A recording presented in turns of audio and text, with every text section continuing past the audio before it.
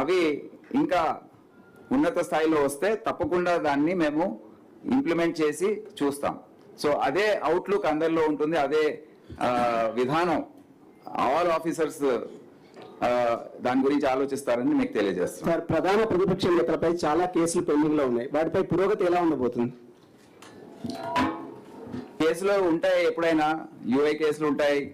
మరి దాన్ని సమీక్షించి వాళ్ళు జిల్లా ఎస్పీలు నాకు సరిగా తెలియదు, బట్ ప్రతి నెల క్రైమ్ మీటింగ్స్ ఉంటాయి, దాంట్లో ఛార్జ్ షీట్స్ వేయడము, సీసీ నెంబర్స్ వచ్చాయా లేదా చూసుకోవడం అన్ని జరుగుతూ ఉంటాయి.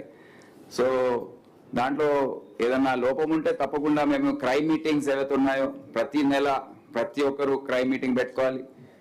కొంతమంది ఎస్పీలు సిపిలు ఎవరైతే సరిగా చేయట్లేదో వారిని ఇక్కడ పిలిపించి వారిని రివ్యూ చేయడం, ఎందుకు చేయట్లేదు అనేది ఈ విధానం మేము ప్రారంభిస్తాం. అండ్ ఆ స్థాయిలో కూడా అంటే ఏంటంటే మేము అధికారులు ఏవైతే జిల్లా స్థాయిలో ఉన్నారో వారి ఇనిషియేటివ్ని మేము తీసుకోదలుచుకోలేదు. They are independent, they have to work and produce results. అంతా మేము మ్యాక్రో మేనేజ్మెంట్ చేస్తాం, ఇక్కడ నుండే అన్ని నడిపిస్తామని ఉండదు. మేము కూడా ఎస్పీలుగా ఉన్నప్పుడు మా సీనియర్ ఆఫీసర్స్ మాకు చాలా ఫ్రీడమ్ ఇచ్చారు. నక్సలైట్ల సమస్య కంట్రోల్ చేయడం, దోపిడీల్లో కంట్రోల్, వాళ్ళు ఓన్లీ గైడెన్స్ ఇచ్చేది. కానీ ఇక్కడ నుండే మేము అన్ని కంట్రోల్ చేసి, నా పని విధానం కూడా అది కాదు. మీరు అందరు 30 సంవత్సరాల నుంచి నన్ను చూస్తున్నారు. ఒకసారి పాలసీ అనేది చెప్పేసి దాని తర్వాత అమలు చేయండి. కొంతమంది వేగంగా చేస్తారు, కొంతమంది కొద్దిగా స్లోగా చేస్తారు. ఎవరైతే స్లోగా చేస్తున్నారో వాళ్ళని పిలిపించి మాట్లాడడం, వారికి సహాయం ఇవ్వడం అనేది జరుగుతుంది. సో ఫ్రీడమ్ ఆఫ్ యాక్షన్, వాళ్ళకు భరోసా ఇవ్వడము, ప్రొటెక్షన్ ఇవ్వడము, సరైన సపోర్ట్ ఇవ్వడము, వారు ఒకసారి కొద్దిగా ఇండిపెండెంట్గా ఫీల్ అయ్యి పనిచేస్తే మంచి ఫలితాలు వస్తాయి. మీరు ఎక్కడైనా చూడండి. సో అదే విధానం మేము ఇప్పుడు కూడా ఈ కేసులు కానివ్వండి, క్రైమ్ కంట్రోల్ డీజీపీ చేయడండి. డీజీపీ రివ్యూ చేస్తాడు. ఆయనకు సిఐడి ఉంది, స్టేట్ క్రైమ్ రికార్డ్ బ్యూరో ఉంది. ఎక్కడెక్కడ లోపాలు ఉన్నాయో ఎవరైతే బాగా చేస్తున్నారో వాళ్ళు ఆదర్శంగా తీసుకొని పనిచేయమని వేరే వాళ్ళకి చెప్తాం. కానీ యూనిట్ హెడ్స్ ఉన్నారు, వాళ్ళ బాధ్యత ఉంటుంది, వారికి అర్థం అయ్యే విధంగా మేము చెప్పి చేస్తాం. సార్, తెలంగాణ స్టేట్ ఇప్పుడు మావోయిస్ట్ ఫ్రీ స్టేట్ అయిన లెఫ్ట్ వింగ్ ఎక్స్ట్రీమిజం కంప్లీట్ గా కంట్రోల్లోకి వచ్చినట్టేనా ఒకటి.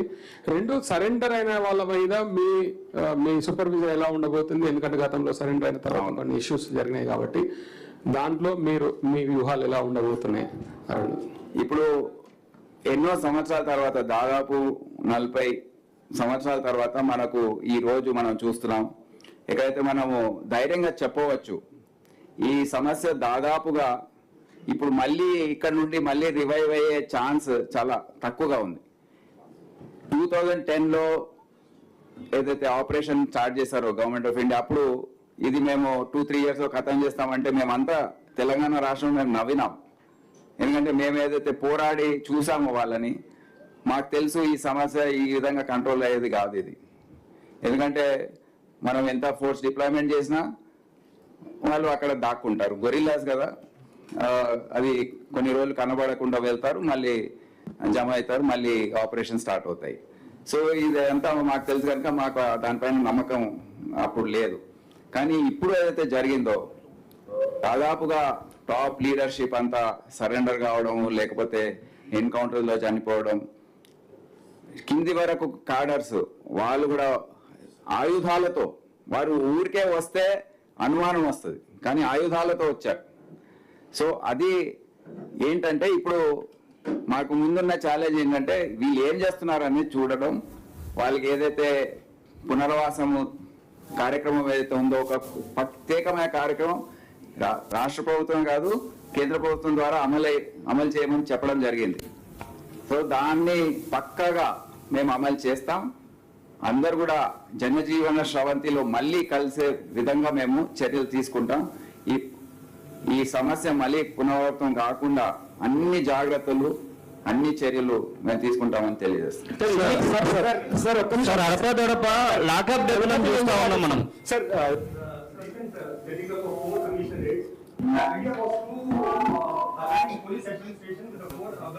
Yes.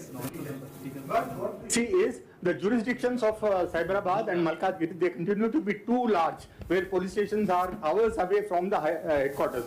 If you come to Hyderabad City Police, the connectivity between the headquarters and the police station is very restricted. Yeah. So how do you, I mean, this Yeah, I was, uniformity is somewhere it's lacking, sir. అవును, what you are saying is correct. I was special CS home and I only issued those orders and from the proposal which was sent. ఇది మేము already మా కమిషనర్స్తో discuss చేయడం జరిగింది. ఇది మళ్ళీ జ్యూరిస్డిక్షన్స్ ఏవైతే ఉన్నాయో అది ఏవైతే ప్రభుత్వ ఆలోచన ఉందో దానికి అనుగుణంగా ఇంకా కొద్దిగా పని మిగిలి ఉంది. అదంతా మళ్ళీ ముఖ్యమైన మీరు అర్థం చేసుకోవాలి, క్యూర్ ఏరియాలో అన్ని డిపార్ట్మెంట్స్ జ్యూరిస్డిక్షన్స్ ఒకే విధంగా ఉండేటట్టు ఈ చర్య తీసుకోవడం జరిగింది. ఎందుకంటే దానివల్ల అకౌంటబిలిటీ అండ్ రెస్పాన్సిబిలిటీ పెరుగుతుందని. ఫర్ ఇన్స్టెన్స్ 2-3 వార్డ్స్ కలిపి ఒక పోలీస్ స్టేషన్, మా డివిజన్ పోలీస్ డివిజన్ ఏదైతే ఉందో మున్సిపల్ కార్పొరేషన్ సర్కిల్తో వారి జ్యూరిస్డిక్షన్, జోనల్ కమిషనర్ ఏదైతే కార్పొరేషన్లో ఉన్నారో మా డీసీపీ జ్యూరిస్డిక్షన్ అదే ఒకే విధంగా ఉండాలని, commissioner of police and municipal commissioner వారి జ్యూరిస్డిక్షన్. ఇది ఓన్లీ మున్సిపలే కాదు, పోలీసే కాదు, ఇదే విధంగా జిఎస్టీ, వాటర్ వర్క్స్, ఎనర్జీ, ఇంకా వేరే డిపార్ట్మెంట్స్ ఏవైతే ఫీల్డ్లో ఉంటాయో అవన్నీ కూడా ఏంటంటే ఒక సమస్య వస్తే అక్కడ ముఖ్యమంత్రి గారు ప్రభుత్వం ఆలోచన ఏంటంటే ఒక సమస్య ఏదైనా వస్తే వీరందరూ మామూలుగా ఏమవుతుంది, ఒకరు వచ్చి రోడ్డు తవ్వేసి వేస్తారు, ఒకరు వచ్చి తవ్వేసి వెళ్తారు. ఎందుకు చేశారు ఏంటనేది ఎవరికి తెలియదు.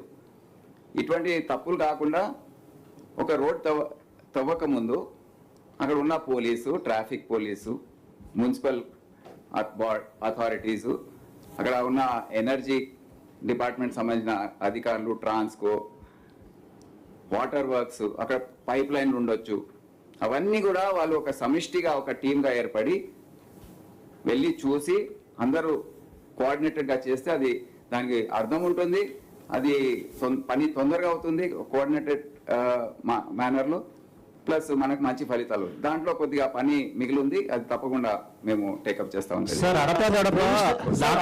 చూస్తా ఉన్నాం. ఆనంద్ సార్, ఆనంద్ గారు సార్, సత్యనారాయణ సార్ ఆంధ్రజ్యోతి నుంచి.